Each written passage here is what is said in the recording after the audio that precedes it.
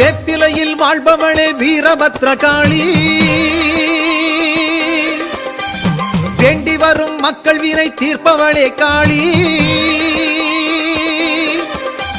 சாய்ந்த நிலை கோலம் கொண்ட சங்கரனார் தேவி, சங்கடங்கள் தீர்த்தருள்வாய் ஐங்கரனின் தாயே, சங்கடங்கள் தீர்த்தருள்வாய் ஐங்கரனின் தாயே.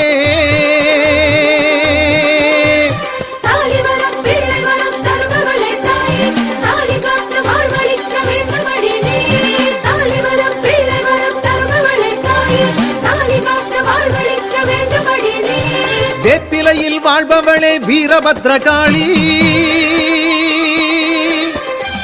வேண்டி வரும் மக்கள் வினை தீர்ப்பவளே காளி.